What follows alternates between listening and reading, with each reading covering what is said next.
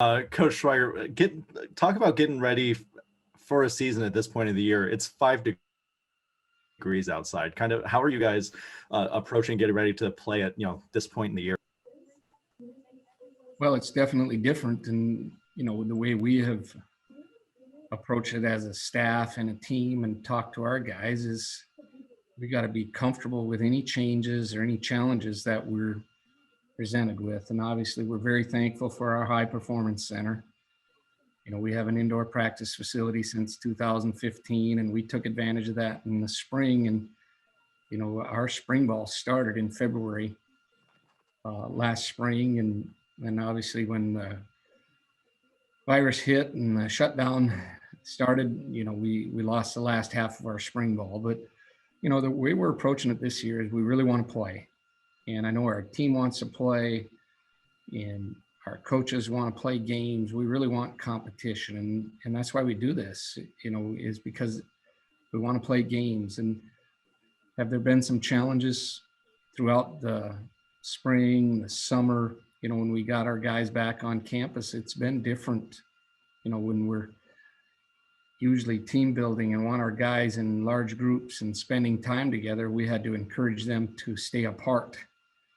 And then we got to school starting, and that was really different and challenging for our guys. And I really think it was really challenging for the first year guys. Here's their first college experience.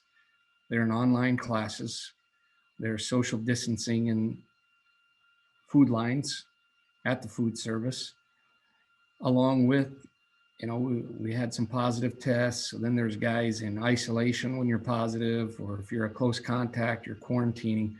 So there's been a lot of challenges, but I was really proud of our team that we did a really good job and worked through that and understood there were going to be maybe some stoppages and workouts, or at least for some individuals. And then there was 1 week that we just decided to not practice when we were in our fall camp, which was just spring ball. It was spring ball in the fall. And we did that, and the NCAA, the way the rules were, we extended it a week, and it turned out it was the right thing to do because we got a lot of guys back. And I thought we did have a productive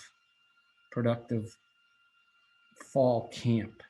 And now we get to this, the ramp up schedule has been something that I think has been very good decision by the NCAA. We're taking advantage of it as best we can to get our guys conditioned and ready to start practicing on Friday.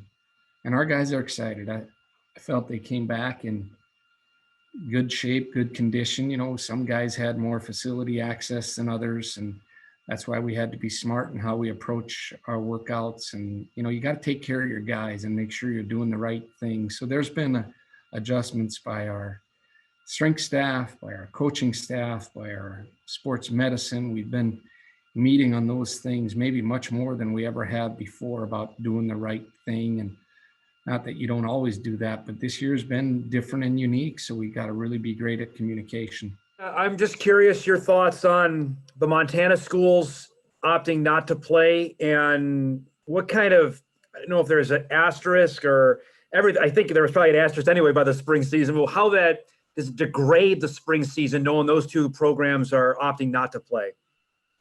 Well, when we got into this, Dom, we always had the approach, we're going to do what we feel is best for UND and best for our players. And one thing we did do, I know that the Missouri Valley Conference, after we decided the conference wasn't going to play in the fall, we did ask for player input, whether they wanted to play in the spring. And I felt that was really important at that time to even ask our own team whether they wanted to play. So our guys really want to play. And I think we're fortunate to have an indoor facility. If we didn't have the indoor facility, how many days could we get in the Alaris Center would have really played into this, and how you get your team ready. So everybody has their own unique situation. Would I love to see all teams participating?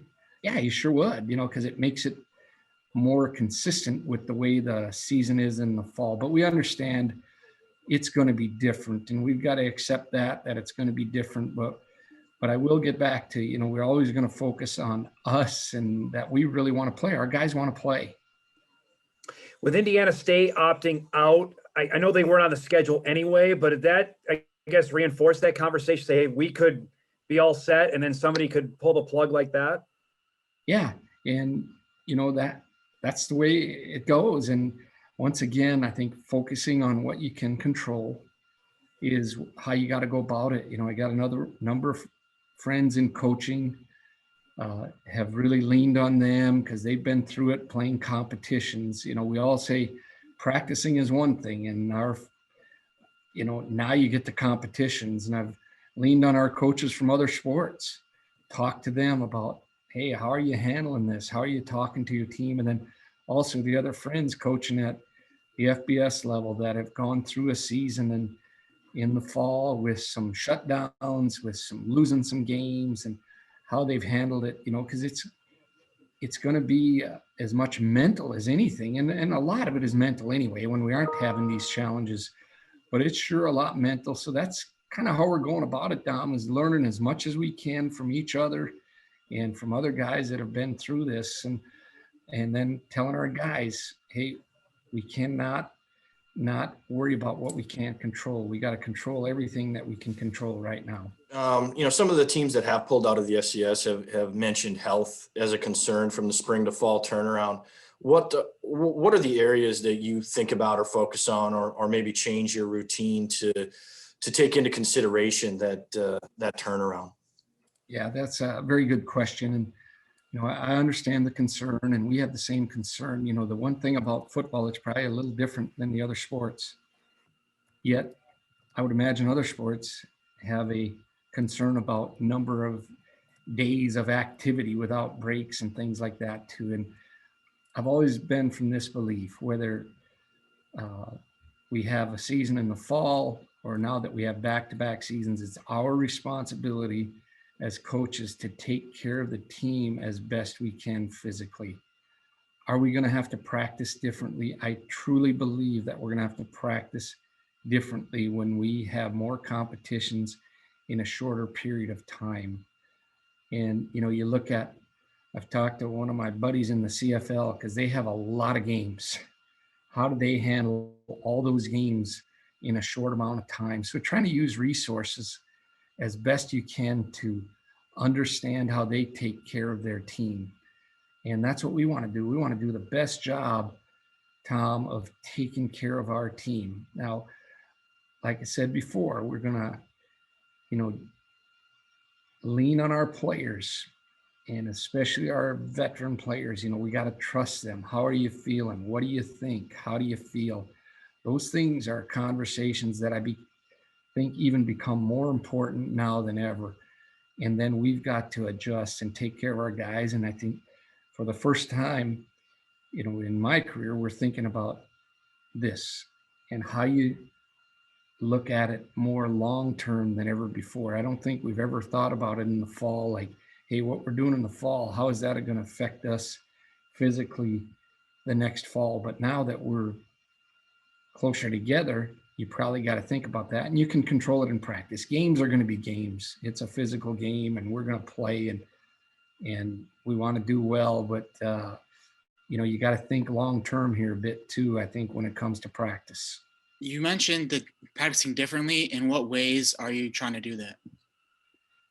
Well, I think first of all is when you get into this season, we've had a number of practices in the fall that should help us get ready for the season. So we want to take care of our guys physically because we know long-term we have more games packed into a shorter time span. So are our practices going to be less physical, maybe shorter practices?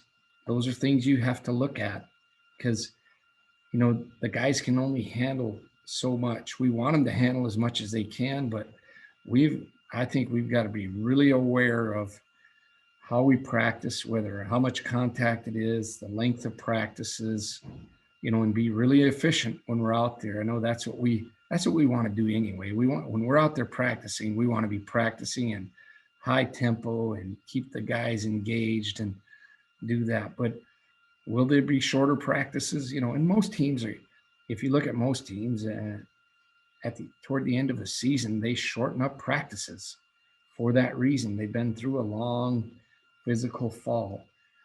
Maybe we got to start that a little bit earlier this spring. And then, it goes into the summertime activities that you have, and then fall camp next year. All those things have to be constantly evaluated, how you get your guys practicing and playing at a high level, yet you still got to take care of them. Well, what's the biggest question for you heading into practice starting on Friday? Biggest question for us is how are we going to show up all the time? We're always on our guys about, are you going to be excited to be out there? Now, we've had very good signs. Our ramp up number 1, we had a lot of energy. Ramp up number 2, a lot of energy. And our energy's really been good in our workouts. But now it becomes, how are we going to show up when the helmets are on? It's helmets only the first 2. And those are always the questions that we want. Hey, are we going to see the energy and the excitement on day 1 and day 2 and those types of things? The depth chart's going to work itself out. We're approaching it. All jobs are open. We always do that because we just feel like our guys should never be comfortable. They should always be striving to improve, and then we'll work out who's where. Obviously, we have a starting point with our depth chart, but we want guys with that sense of urgency, and that's what we really want to see, that sense of urgency on Friday. Coach, how cool is it for you to kind of, have this group of guys who have been rolling with so much, drama in the off season with everything off the field? What's it like for you seeing this group, be able to come in, get ready to play, finally get back to football? Kind of what's that like for you? Yeah, it's really a lot of fun and exciting. I mentioned earlier, I was really proud of our guys, how we handled all the adversity starting way back in the spring, and we've put together a really good academic semester with guys not being able to be around each other. And, we've learned a lot about our guys, I think, just to persevere through it. So I'm really excited that they get to be together. And that's what we noticed in the summertime last year when we got back together. It was different, with distancing and wearing masks and all that we're trying to mitigate the spread is something that we challenge our guys. Let's do the best job that we can. But I'm really excited for our guys that they can be together. You're young one time in your life. This is a college football. It should be a great, fun experience for them. Yeah, we want to win all the games and all that, but just the experience of being with the guys and creating these lifelong relationships and friendships. That's what I'm really excited about, that we can be back together, and there'll probably be another group that never went through something like this. We don't know, but hopefully there's not another group that ever went through something like this.